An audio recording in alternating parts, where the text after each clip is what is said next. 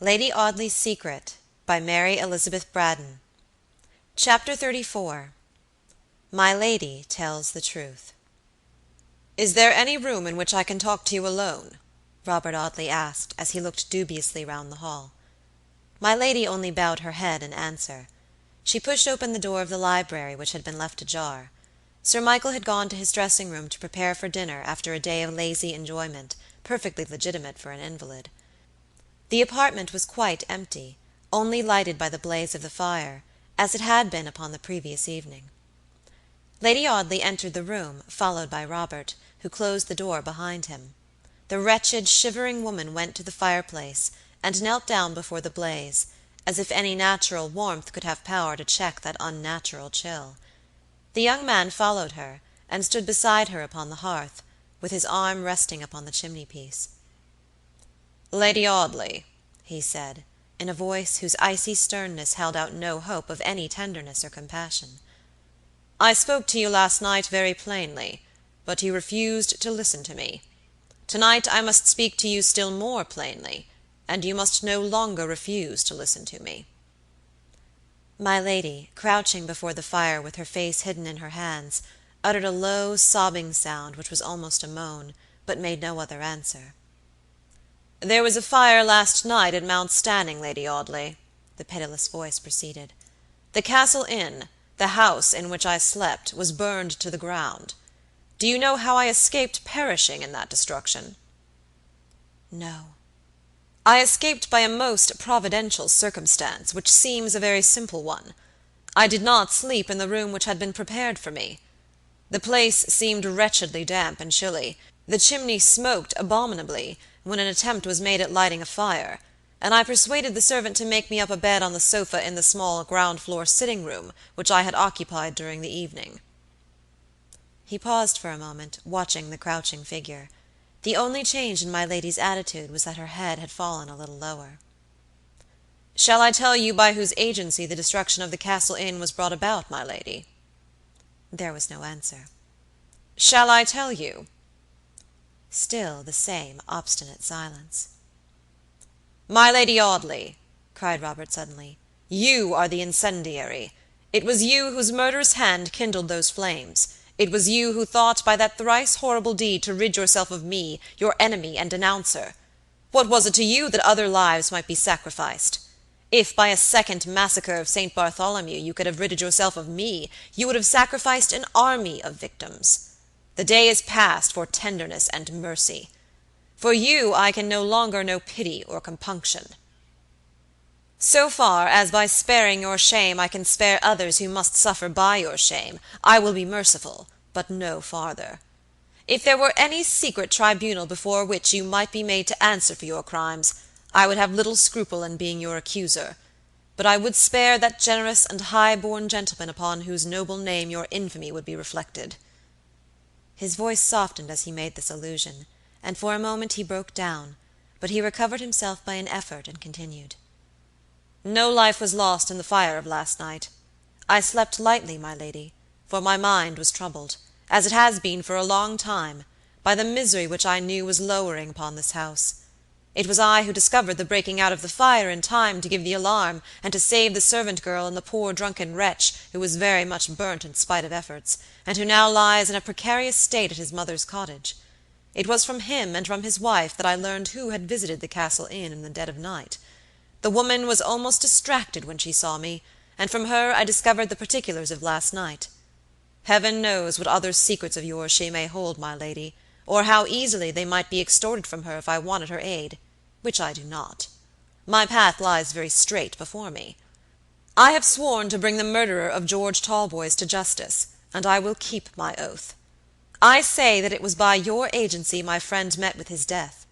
If I have wondered sometimes, as it was only natural I should, whether I was not the victim of some horrible hallucination, whether such an alternative was not more probable than that a young and lovely woman should be capable of so foul and treacherous a murder, all wonder is past.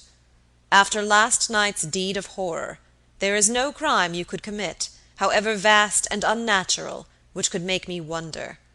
Henceforth you must seem to me no longer a woman, a guilty woman with a heart which in its worst wickedness has yet some latent power to suffer and feel.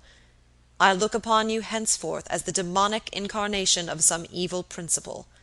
But you shall no longer pollute this place by your presence, unless you will confess what you are and who you are in the presence of the man you have deceived so long, and accept from him and from me such mercy as we may be inclined to extend to you. I will gather together the witnesses who shall swear to your identity, and at peril of any shame to myself and those I love, I will bring upon you the just and awful punishment of your crime." The woman rose suddenly and stood before him erect and resolute, with her hair dashed away from her face and her eyes glittering. "Bring Sir Michael," she cried. "Bring him here, and I will confess anything, everything. What do I care? God knows I have struggled hard enough against you, and fought the battle patiently enough, but you have conquered, Mr. Robert Audley. It is a great triumph, is it not? A wonderful victory? You have used your cool, calculating, frigid, luminous intellect to a noble purpose. You have conquered a mad woman." "A mad woman?" cried Mr. Audley. "Yes, a mad woman. When you say that I killed George Talboys, you say the truth. When you say that I murdered him treacherously and foully, you lie. I killed him because I am mad, because my intellect is a little way upon the wrong side of that narrow boundary line between sanity and insanity, because when George Talboys goaded me, as you have goaded me, and reproached me, and threatened me, my mind, never properly balanced, utterly lost its balance, and I was mad. Bring Sir Michael, and bring him quickly. If he is to be told one thing, let him be told everything. Let him hear the secret of my life." Robert Audley left the room to look for his uncle. He went in search of that honored kinsman with God knows how heavy a weight of anguish at his heart, for he knew he was about to shatter the daydream of his uncle's life, and he knew that our dreams are none the less terrible to lose because they have never been the realities for which we have mistaken them. But even in the midst of his sorrow for Sir Michael, he could not help wondering at my lady's last words, "the secret of my life." He remembered those lines in the letter written by Helen Talboys upon the eve of her flight from Wildernsea, which had so puzzled him. He remembered those appealing sentences, "You should forgive me, for you know why I have been so. You know the secret of my life." He met Sir Michael in the hall. He made no attempt to prepare the way for the terrible revelation which the baronet was to hear. He only drew him into the firelit library, and there for the first time addressed him quietly thus: "Lady Audley has a confession to make to you, sir.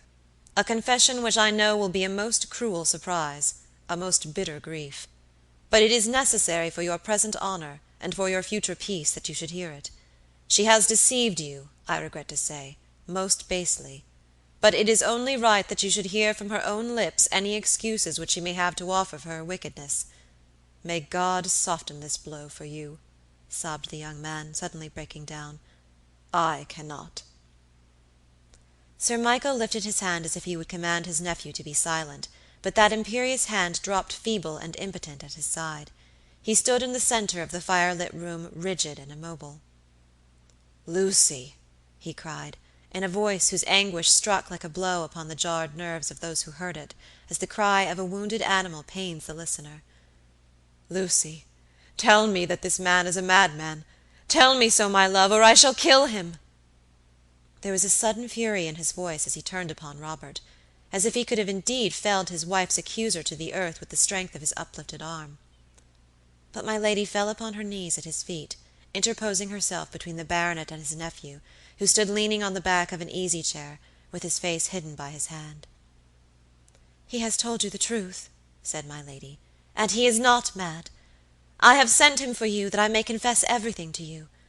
I should be sorry for you if I could, for you have been very, very good to me, much better to me than I ever deserved.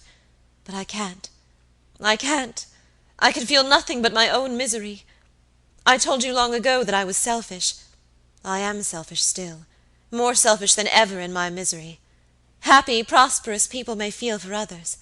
I laugh at other people's sufferings. They seem so small compared to my own." When first my lady had fallen on her knees, Sir Michael had attempted to raise her, and had remonstrated with her, but as she spoke he dropped into a chair close to the spot upon which she knelt, and with his hands clasped together, and with his head bent to catch every syllable of those horrible words, he listened as if his whole being had been resolved into that one sense of hearing. "I must tell you the story of my life, in order to tell you why I have become the miserable wretch who has no better hope than to be allowed to run away and hide in some desolate corner of the earth. I must tell you the story of my life," repeated my lady, "but you need not fear that I shall dwell long upon it. It has not been so pleasant to me that I should wish to remember it. When I was a very little child, I remember asking a question which it was natural enough that I should ask, God help me. I asked where my mother was. I had a faint remembrance of a face, like what my own is now, looking at me when I was very little better than a baby, but I had missed the face suddenly, and had never seen it since. They told me that mother was away. I was not happy, for the woman who had charge of me was a disagreeable woman, and the place in which we lived was a lonely place, a village upon the Hampshire coast, about 7 miles from Portsmouth. My father, who was in the navy, only came now and then to see me, and I was left almost entirely to the charge of this woman, who was irregularly paid, and who vented her rage upon me when my father was behindhand in remitting her money. So you see that at a very early age I found out what it was to be poor. Perhaps it was more from being discontented with my dreary life than from any wonderful impulse of affection, that I asked very often the same question about my mother. I always received the same answer: she was away. When I asked where, I was told that that was a secret. When I grew old enough to understand the meaning of the word death, I asked if my mother was dead, and I was told, no, she was not dead.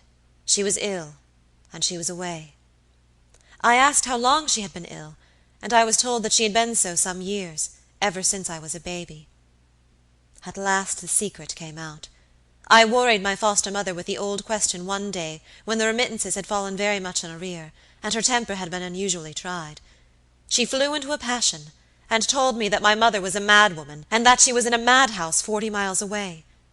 She had scarcely said this when she repented, and told me that it was not the truth, and that I was not to believe it, or to say that she had told me such a thing.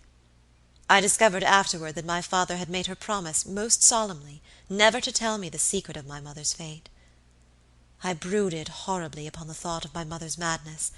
It haunted me by day and night. I was always picturing to myself this madwoman pacing up and down some prison cell, in a hideous garment that bound her tortured limbs. I had exaggerated ideas of the horror of her situation. I had no knowledge of the different degrees of madness, and the image that haunted me was that of a distraught and violent creature, who would fall upon me and kill me if I came within her reach. This idea grew upon me, until I used to awake in the dead of night, screaming aloud in an agony of terror, from a dream in which I had felt my mother's icy grasp upon my throat, and heard her ravings in my ear. When I was 10 years old, my father came to pay up the arrears due to my protectress, and to take me to school. He had left me in Hampshire longer than he had intended, from his inability to pay this money. So there again I felt the bitterness of poverty, and ran the risk of growing up an ignorant creature among coarse, rustic children, because my father was poor. My lady paused for a moment, but only to take breath, for she had spoken rapidly, as if eager to tell this hated story, and to have done with it. She was still on her knees, but Sir Michael made no effort to raise her. He sat silent and immovable. What was this story that he was listening to? Whose was it, and to what was it to lead? It could not be his wife's. He had heard her simple account of her youth, and had believed it as he believed in the gospel. She had told him a very brief story of an early orphanage, and a long, quiet, colourless youth spent in the conventional seclusion of an English boarding school. My father came at last, and I told him what I had discovered. He was very much affected when I spoke of my mother. He was not what the world generally calls a good man, but I learned afterward that he had loved his wife very dearly, and that he would have willingly sacrificed his life to her, and constituted himself her guardian, had he not been compelled to earn the daily bread of the madwoman and her child by the exercise of his profession. So here again I beheld what a bitter thing it is to be poor. My mother, who might have been tended by a devoted husband, was given over to the care of hired nurses. Before my father sent me to school at Torquay, he took me to see my mother. This visit served at least to dispel the idea which had so often terrified me. I saw no raving, strait-waistcoated maniac, guarded by zealous jailers, but a golden-haired, blue-eyed, girlish creature, who seemed as frivolous as a butterfly, and who skipped toward us with her yellow curls decorated with natural flowers, and saluted us with radiant smiles and gay, ceaseless chatter. But she didn't know us. She would have spoken in the same manner to any stranger who had entered the gates of the garden about her prison house. Her madness was an hereditary disease transmitted to her from her mother, who had died mad. She, my mother, had been, or had appeared sane up to the hour of my birth, but from that hour her intellect had decayed, and she had become what I saw her. I went away with the knowledge of this, and with the knowledge that the only inheritance I had to expect from my mother was insanity. I went away with this knowledge in my mind, and with something more, a secret to keep. I was a child of 10 years only, but I felt all the weight of that burden. I was to keep the secret of my mother's madness, for it was a secret that might affect me injuriously in after life. I was to remember this. I did remember this, and it was perhaps this that made me selfish and heartless, for I suppose I am heartless. As I grew older I was told that I was pretty, beautiful, lovely, bewitching. I heard all these things at first indifferently, but by and by I listened to them greedily, and began to think that in spite of the secret of my life, I might be more successful in the world's great lottery than my companions. I had learnt that which in some indefinite manner or other every schoolgirl learns sooner or later. I learned that my ultimate fate in life depended upon my marriage, and I concluded that if I was indeed prettier than my schoolfellows, I ought to marry better than any one of them. I left school before I was 17 years of age, with this thought in my mind, and I went to live at the other extremity of England with my father, who had retired upon his half-pay, and had established himself at Wildernsea, with the idea that the place was cheap and select. The place was indeed select. I had not been there a month before I discovered that even the prettiest girl might wait a long time for a rich husband. I wished to hurry over this part of my life. I dare say I was very despicable. You and your nephew, Sir Michael, have been rich all your lives, and can very well afford to despise me, but I knew how far poverty can affect a life, and I looked forward with a sickening dread to a life so affected. At last the rich suitor, the wandering prince, came." She paused for a moment, and shuddered convulsively. It was impossible to see any of the changes in her countenance, for her face was obstinately bent toward the floor. Throughout her long confession she never lifted it. Throughout her long confession her voice was never broken by a tear. What she had to tell she told in a cold, hard tone, very much the tone in which some criminal, dogged and sullen to the last, might have confessed to a jail chaplain. "The wandering prince came," she repeated.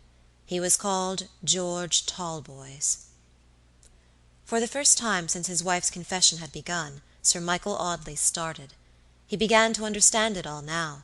A crowd of unheeded words and forgotten circumstances, that had seemed too insignificant for remark or recollection, flashed back upon him as vividly as if they had been the leading incidents of his past life. Mr. George Talboys was a cornet in a dragoon regiment. He was the only son of a rich country gentleman.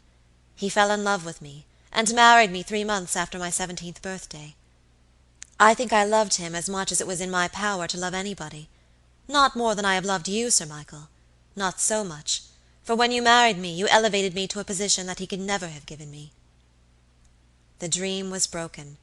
Sir Michael Audley remembered that summer's evening, nearly 2 years ago, when he had first declared his love for Mr. Dawson's governess. He remembered the sick, half-shuddering sensation of regret and disappointment that had come over him then, and he felt as if it had in some manner dimly foreshadowed the agony of tonight.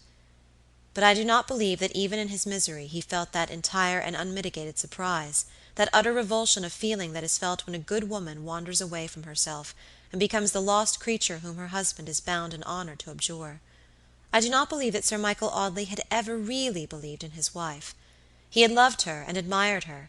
He had been bewitched by her beauty and bewildered by her charms, but that sense of something wanting, that vague feeling of loss and disappointment which had come upon him on the summer's night of his betrothal, had been with him more or less distinctly ever since. I cannot believe that an honest man, however pure and single may be his mind, however simply trustful his nature, is ever really deceived by falsehood. There is beneath the voluntary confidence an involuntary distrust, not to be conquered by any effort of the will. "We were married," my lady continued, "and I loved him very well, quite well enough to be happy with him as long as his money lasted, and while we were on the Continent, traveling in the best style, and always staying at the best hotels. But when we came back to Wildernsea and lived with papa, and all the money was gone, and George grew gloomy and wretched, and was always thinking of his troubles, and appeared to neglect me, I was very unhappy, and it seemed as if this fine marriage had only given me a 12-month's gaiety and extravagance after all. I begged George to appeal to his father, but he refused. I persuaded him to try and get employment, and he failed. My baby was born, and the crisis which had been fatal to my mother arose for me. I escaped, but I was more irritable perhaps after my recovery, less inclined to fight the hard battle of the world, more disposed to complain of poverty and neglect. I did complain one day, loudly and bitterly. I upbraided George Talboys for his cruelty in having allied a helpless girl to poverty and misery, and he flew into a passion with me and ran out of the house. When I awoke the next morning, I found a letter lying on the table by my bed, telling me that he was going to the Antipodes to seek his fortune, and that he would never see me again until he was a rich man. I looked upon this as a desertion, and I resented it bitterly, resented it by hating the man who had left me with no protector but a weak, tipsy father, and with a child to support. I had to work hard for my living, and in every hour of labor, and what labor is more wearisome than the dull slavery of a governess? I recognized a separate wrong done me by George Talboys. His father was rich, his sister was living in luxury and respectability, and I, his wife, and the mother of his son, was a slave allied to beggary and obscurity. People pitied me, and I hated them for their pity. I did not love the child, for he had been left a burden upon my hands. The hereditary taint that was in my blood had never until this time showed itself by any one sign or token, but at this time I became subject to fits of violence and despair. At this time I think my mind first lost its balance, and for the first time I crossed that invisible line which separates reason from madness. I have seen my father's eyes fixed upon me in horror and alarm. I have known him soothe me as only mad people and children are soothed, and I have chafed against his petty devices. I have resented even his indulgence. At last these fits of desperation resolved themselves into a desperate purpose. I determined to run away from this wretched home which my slavery supported. I determined to desert this father who had more fear of me than love for me. I determined to go to London, and lose myself in that great chaos of humanity. I had seen an advertisement in the Times while I was at Wildernsea, and I presented myself to Mrs. Vincent, the advertiser, under a feigned name. She accepted me, waiving all questions as to my antecedents. You know the rest. I came here, and you made me an offer, the acceptance of which would lift me at once into the sphere to which my ambition had pointed ever since I was a schoolgirl, and heard for the first time that I was pretty. 3 years had passed, and I had received no token of my husband's existence; for, I argued, that if he had returned to England, he would have succeeded in finding me under any name and in any place. I knew the energy of his character well enough to know this. I said, I have a right to think that he is dead, or that he wishes me to believe him dead, and his shadow shall not stand between me and prosperity. I said this, and I became your wife, Sir Michael, with every resolution to be as good a wife as it was in my nature to be. The common temptations that assail and shipwreck some women had no terror for me. I would have been your true and pure wife to the end of time, though I had been surrounded by a legion of tempters. The mad folly that the world calls love had never had any part in my madness, and here at least extremes met, and the vice of heartlessness became the virtue of constancy. I was very happy in the first triumph and grandeur of my new position, very grateful to the hand that had lifted me to it. In the sunshine of mine own happiness I felt, for the first time in my life, for the miseries of others. I had been poor myself, and I was now rich, and could afford to pity and relieve the poverty of my neighbors. I took pleasure in acts of kindness and benevolence. I found out my father's address, and sent him large sums of money anonymously, for I did not wish him to discover what had become of me. I availed myself to the full of the privilege your generosity afforded me. I dispensed happiness on every side. I saw myself loved as well as admired, and I think I might have been a good woman for the rest of my life, if fate would have allowed me to be so. I believe that at this time my mind regained its just balance.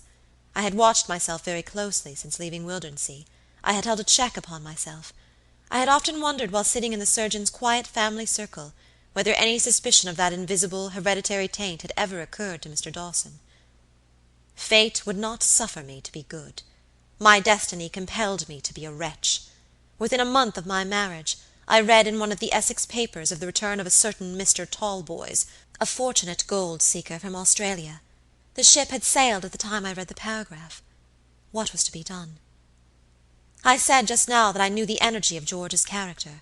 I knew that the man who had gone to the Antipodes and won a fortune for his wife would leave no stone unturned in his efforts to find her. It was hopeless to think of hiding myself from him. Unless he could be induced to believe that I was dead, he would never cease in his search for me. My brain was dazed as I thought of my peril.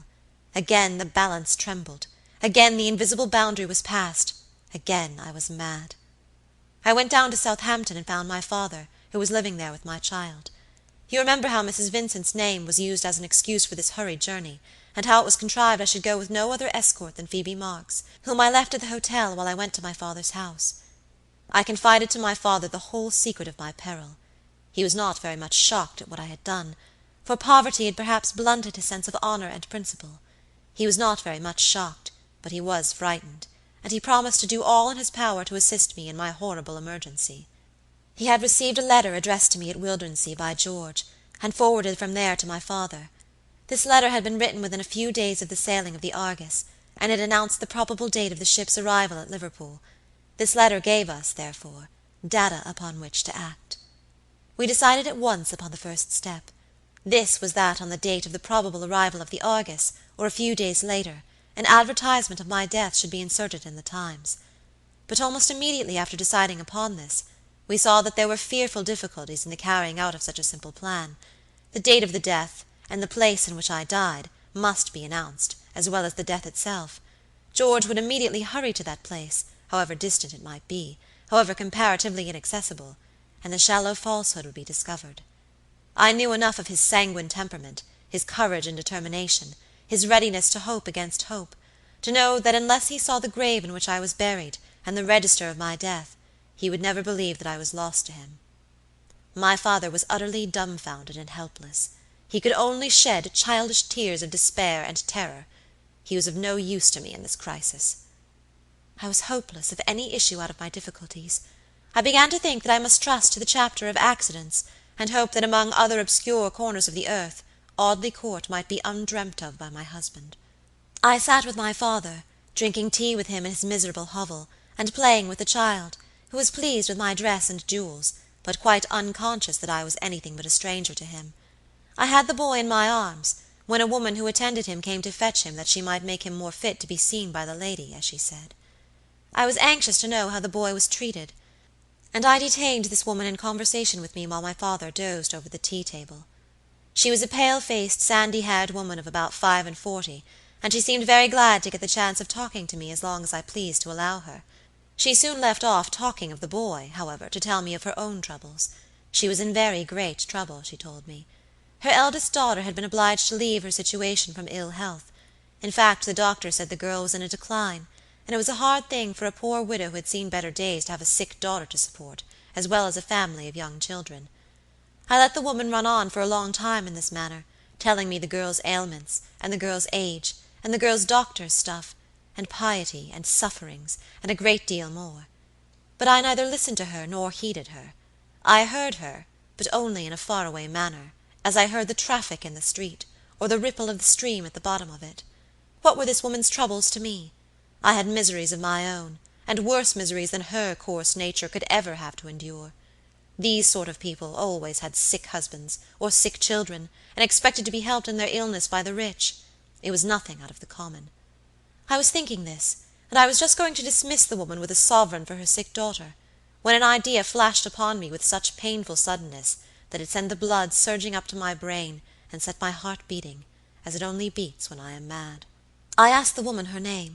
She was a Mrs. Plowson, and she kept a small general shop, she said, and only ran in now and then to look after Georgie, and to see that the little maid of all work took care of him. Her daughter's name was Matilda. I asked her several questions about this girl Matilda, and I ascertained that she was 24, that she had always been a consumptive, and that she was now, as the doctor said, going off in a rapid decline. He had declared that she could not last much more than a fortnight.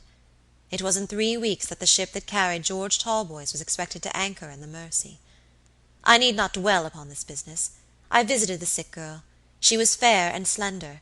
Her description, carelessly given, might tally nearly enough with my own, though she bore no shadow of resemblance to me, except in these 2 particulars. I was received by the girl as a rich lady who wished to do her a service. I bought the mother, who was poor and greedy, and who for a gift of money, more money than she had ever before received, consented to submit to anything I wished. Upon the 2nd day after my introduction to this Mrs. Plowson, my father went over to Ventnor, and hired lodgings for his invalid daughter and her little boy. Early the next morning he carried over the dying girl and Georgie, who had been bribed to call her mamma. She entered the house as Mrs. Talboys. She was attended by a Ventnor medical man as Mrs. Talboys. She died, and her death and burial were registered in that name. The advertisement was inserted in the Times, and upon the 2nd day after its insertion, George Talboys visited Ventnor, and ordered the tombstone which at this hour records the death of his wife, Helen Talboys. Sir Michael Audley rose slowly, and with a stiff, constrained action, as if every physical sense had been benumbed by that one sense of misery. "I cannot hear any more," he said in a hoarse whisper. "If there is anything more to be told, I cannot hear it. Robert, it is you who have brought about this discovery, as I understand. I want to know nothing more. Will you take upon yourself the duty of providing for the safety and comfort of this lady whom I have thought my wife? I need not ask you to remember in all that you do that I have loved her very dearly and truly. I cannot say farewell to her. I will not say it until I can think of her without bitterness, until I can pity her, as I now pray that God may pity her this night." Sir Michael walked slowly from the room. He did not trust himself to look at that crouching figure. He did not wish to see the creature whom he had cherished. He went straight to his dressing-room, rung for his valet, and ordered him to pack a portmanteau, and make all necessary arrangements for accompanying his master by the last up train. Chapter 34. Lady Audley's Secret, by Mary Elizabeth Braddon. Chapter 35. The Hush that Succeeds the Tempest. Robert Audley followed his uncle into the vestibule after Sir Michael had spoken those few quiet words which sounded the death-knell of his hope and love. Heaven knows how much the young man had feared the coming of this day. It had come, and though there had been no great outburst of despair, no whirlwind of stormy grief, no loud tempest of anguish and tears, Robert took no comforting thought from the unnatural stillness. He knew enough to know that Sir Michael Audley went away with the barbed arrow which his nephew's hand had sent home to its aim, rankling in his tortured heart. He knew that this strange and icy calm was the first numbness of a heart stricken by grief so unexpected as for a time to be rendered almost incomprehensible by a blank stupor of astonishment. He knew that when this dull quiet had passed away, when little by little, and one by one, each horrible feature of the sufferer's sorrow became first dimly apparent and then terribly familiar to him, the storm would burst in fatal fury, and tempests of tears and cruel thunderclaps of agony would rend that generous heart. Robert had heard of cases in which men of his uncle's age had borne some great grief, as Sir Michael had borne this, with a strange quiet, and had gone away from those who would have comforted them, and whose anxieties had been relieved by this patient stillness, to fall down upon the ground and die under the blow which at first had only stunned him. He remembered cases in which paralysis and apoplexy had stricken men as strong as his uncle in the first hour of the horrible affliction, and he lingered in the lamp-lit vestibule, wondering whether it was not his duty to be with Sir Michael, to be near him, in case of any emergency, and to accompany him wherever he went. Yet would it be wise to force himself upon that grey-headed sufferer in this cruel hour, in which he had been awakened from the one delusion of a blameless life, to discover that he had been the dupe of a false face, and the fool of a nature which was too coldly mercenary, too cruelly heartless, to be sensible of its own infamy? "No," thought Robert Audley, "I will not intrude upon the anguish of this wounded heart. There is humiliation mingled with this bitter grief. It is better he should fight the battle alone. I have done what I believe to have been my solemn duty, yet I should scarcely wonder if I had rendered myself forever hateful to him. It is better he should fight the battle alone. I can do nothing to make the strife less terrible. Better that it should be fought alone." While the young man stood with his hand upon the library door, still half doubtful whether he should follow his uncle, or re-enter the room in which he had left that more wretched creature whom it had been his business to unmask, Alicia Audley opened the dining-room door, and revealed to him the old-fashioned oak-paneled apartment, the long table covered with a showy damask, and bright with a cheerful glitter of glass and silver. "Is papa coming to dinner?" asked Miss Audley. "I'm so hungry, and poor Tomlins has sent up 3 times to say the fish will be spoiled. It must be reduced to a species of isinglass soup by this time, I should think," added the young lady, as she came out into the vestibule with the Times newspaper in her hand. She had been sitting by the fire reading the paper, and waiting for her seniors to join her at the dinner table. "Oh, it's you, Mr. Robert Audley," she remarked indifferently. "You dine with us, of course. Pray go and find papa. It must be nearly 8 o'clock, and we are supposed to dine at 6." Mr. Audley answered his cousin rather sternly. Her frivolous manner jarred upon him, and he forgot in his irrational displeasure that Miss Audley had known nothing of the terrible drama which had been so long enacting under her very nose. "Your papa has just endured a very great grief, Alicia," the young man said gravely.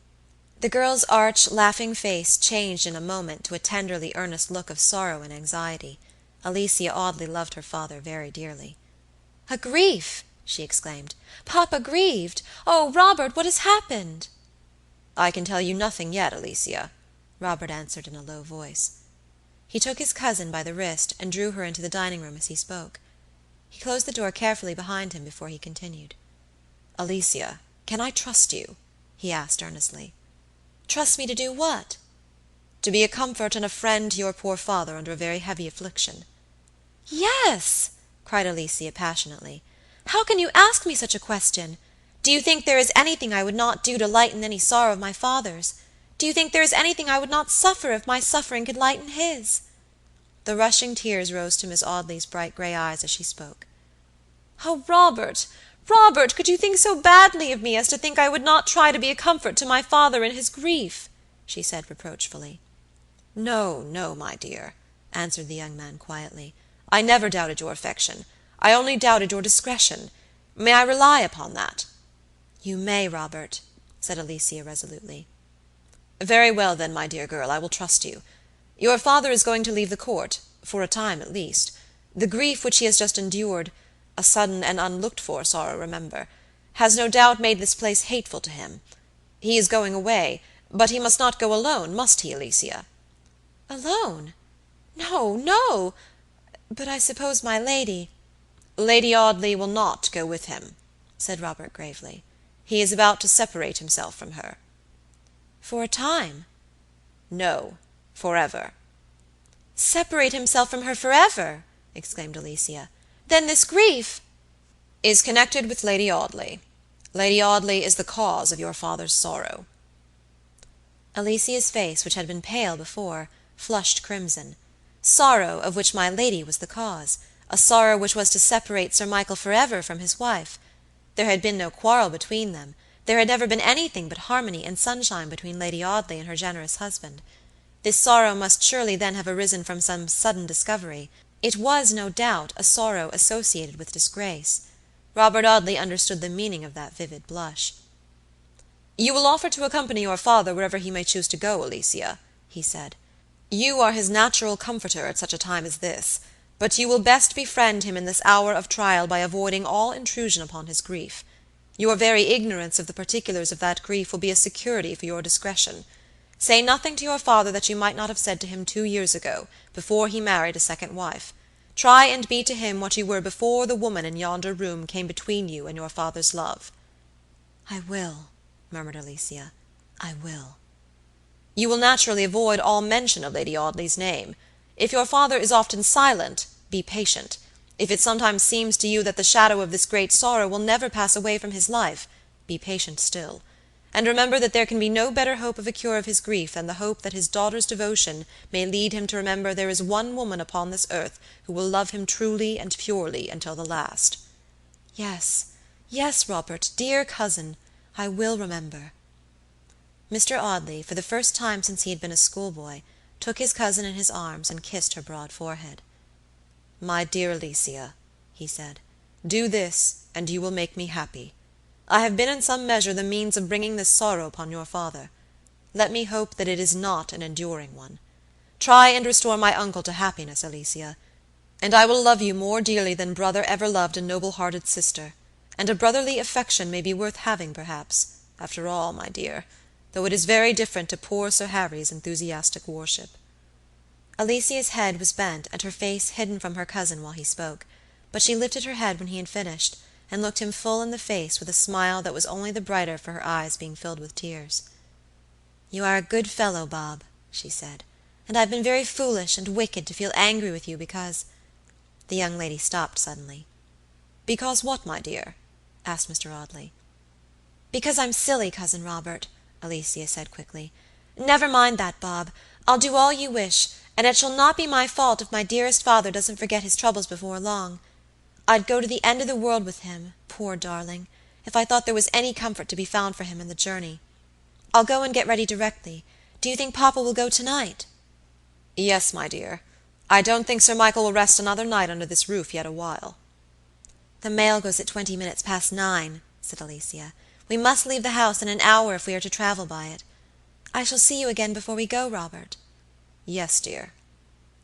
Miss Audley ran off to her room to summon her maid, and to make all necessary preparations for the sudden journey, of whose ultimate destination she was as yet quite ignorant. She went heart and soul into the carrying out of the duty which Robert had dictated to her. She assisted in the packing of her portmanteaus, and hopelessly bewildered her maid by stuffing silk dresses into her bonnet boxes and satin shoes into her dressing case.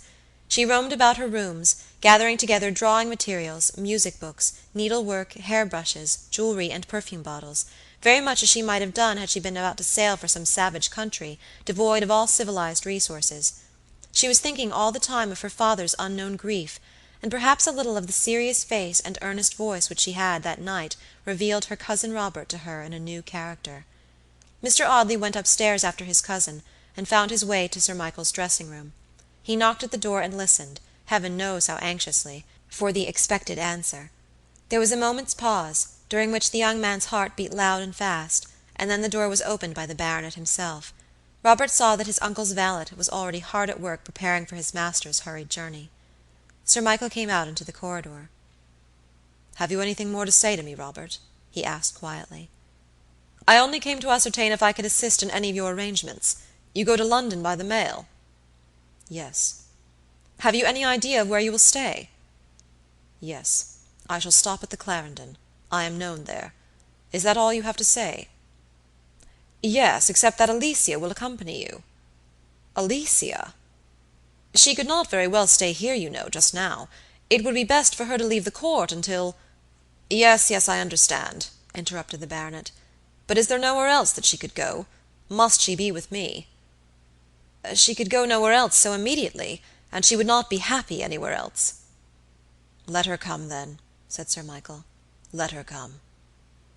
He spoke in a strange subdued voice, and with an apparent effort, as if it were painful to him to have to speak at all, as if all this ordinary business of life were a cruel torture to him, and jarred so much upon his grief as to be almost worse to bear than that grief itself.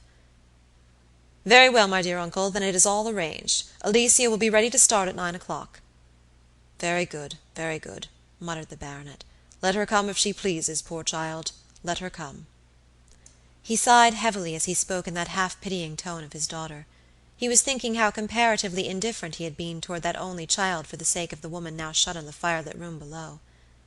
"I shall see you again before you go, sir," said Robert. "I will leave you till then." "Stay," said Sir Michael suddenly. "Have you told Alicia?" "I have told her nothing, except that you are about to leave the Court for some time." "You are very good, my boy. You are very good," the baronet murmured in a broken voice. He stretched out his hand. His nephew took it in both his own, and pressed it to his lips. "Oh, sir, how can I ever forgive myself?" he said.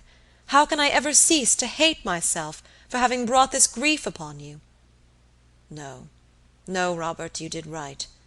I wish that God had been so merciful to me as to take my miserable life before this night, but you did right." Sir Michael re-entered his dressing-room, and Robert slowly returned to the vestibule. He paused upon the threshold of that chamber in which he had left Lucy, Lady Audley, otherwise Helen Talboys, the wife of his lost friend. She was lying upon the floor, upon the very spot on which she had crouched at her husband's feet telling her guilty story. Whether she was in a swoon, or whether she lay there in the utter helplessness of her misery, Robert scarcely cared to know. He went out into the vestibule, and sent one of the servants to look for her maid, the smart beribboned damsel who was loud in wonder and consternation at the sight of her mistress. "Lady Audley is very ill," he said. "Take her to her room, and see that she does not leave it tonight. You will be good enough to remain near her, but do not either talk to her or suffer her to excite herself by talking." My lady had not fainted. She allowed the girl to assist her, and rose from the ground upon which she had grovelled. Her golden hair fell in loose, dishevelled masses about her ivory throat and shoulders, and her face and lips were colourless, her eyes terrible in their unnatural light. "Take me away," she said, "and let me sleep. Let me sleep, for my brain is on fire." As she was leaving the room with her maid, she turned and looked at Robert. "Is Sir Michael gone?" she asked. "He will leave in half an hour." "There were no lives lost in the fire at Mount Stanning?" "None." "I am glad of that." "The landlord of the house, Marks, was very terribly burned, and lies in a precarious state at his mother's cottage, but he may recover." "I am glad of that. I am glad no life was lost. Good night, Mr. Audley." "I shall ask to see you for a half an hour's conversation in the course of tomorrow, my lady." "Whenever you please. Good night." "Good night." She went away quietly leaning upon her maid's shoulder, and leaving Robert with a sense of strange bewilderment that was very painful to him. He sat down by the broad hearth upon which the red embers were fading, and wondered at the change in that old house, which, until the day of his friend's disappearance, had been so pleasant a home for all who sheltered beneath its hospitable roof. He sat brooding over the desolate hearth, and trying to decide upon what must be done in this sudden crisis. He sat helpless and powerless to determine upon any course of action, lost in a dull reverie, from which he was aroused by the sound of carriage wheels driving up to the little turret entrance. The clock in the vestibule struck 9 as Robert opened the library door.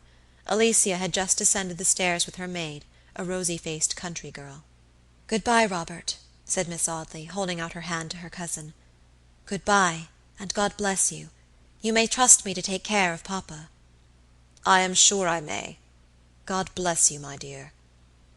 For the second time that night Robert Audley pressed his lips to his cousin's candid forehead, and for the second time the embrace was of a brotherly or paternal character, rather than the rapturous proceeding which it would have been had Sir Harry Towers been the privileged performer. It was 5 minutes past 9 when Sir Michael came downstairs, followed by his valet, grave and grey-haired like himself. The baronet was pale, but calm and self-possessed. The hand which he gave to his nephew was as cold as ice, but it was with a steady voice that he bade the young man good-bye. "I leave all in your hands, Robert," he said, as he turned to leave the house in which he had lived so long.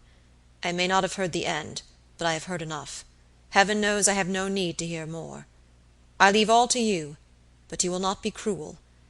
You will remember how much I have loved—" His voice broke huskily before he could finish the sentence. "I will remember you in everything, sir," the young man answered. "I will do everything for the best." A treacherous mist of tears blinded him, and shut out his uncle's face, and in another minute the carriage had driven away, and Robert Audley sat alone in the dark library, where only one red spark glowed among the pale grey ashes. He sat alone, trying to think what he ought to do, and with the awful responsibility of a wicked woman's fate upon his shoulders. "Good Heaven!" he thought. "Surely this must be God's judgment upon the purposeless, vacillating life I led up to the 7th day of last September. Surely this awful responsibility has been forced upon me, in order that I may humble myself to an offended Providence, and confess that a man cannot choose his own life. He cannot say, 'I will take existence lightly, and keep out of the way of the wretched, mistaken, energetic creatures who fight so heartily in the great battle.' He cannot say, 'I will stop in the tents while the strife is fought, and laugh at the fools who are trampled down in the useless struggle.' He cannot do this. He can only do, humbly and fearfully, that which the Maker who created him has appointed for him to do. If he has a battle to fight, let him fight it faithfully, but woe betide him if he skulks when his name is called in the mighty muster-roll. Woe betide him if he hides in the tents when the tocsin summons him to the scene of war." One of the servants brought candles into the library and relighted the fire, but Robert Audley did not stir from his seat by the hearth. He sat as he had often sat in his chambers at Figtree Court, with his elbows resting upon the arms of his chair and his chin upon his hand. But he lifted his head as the servant was about to leave the room. "Can I send a message from here to London?" he asked. "It can be sent from Brentwood, sir, not from here." Mr. Audley looked at his watch thoughtfully. "One of the men can ride over to Brentwood, sir, if you wish any message to be sent." "I do wish to send a message. Will you manage it for me, Richards?" "Certainly, sir." "You can wait, then, while I write the message." "Yes, sir." The man brought writing materials from one of the side tables, and placed them before Mr. Audley. Robert dipped a pen in the ink, and stared thoughtfully at one of the candles for a few moments before he began to write. The message ran thus: "From Robert Audley, of Audley Court, Essex, to Francis Wilmington, of Paper Buildings, Temple. Dear Wilmington, if you know any physician experienced in cases of mania, and to be trusted with a secret, be so good as to send me his address by telegraph." Mr. Audley sealed this document in a stout envelope, and handed it to the man with a sovereign. "You will see that this is given to a trustworthy person, Richards," he said, "and let the man wait at the station for the return message. He ought to get it in an hour and a half." Mr. Richards, who had known Robert Audley in jackets and turn-down collars, departed to execute his commission. Heaven forbid that we should follow him into the comfortable servants' hall at the Court, where the household sat round the blazing fire, discussing in utter bewilderment the events of the day. Nothing could be wider from the truth than the speculations of these worthy people.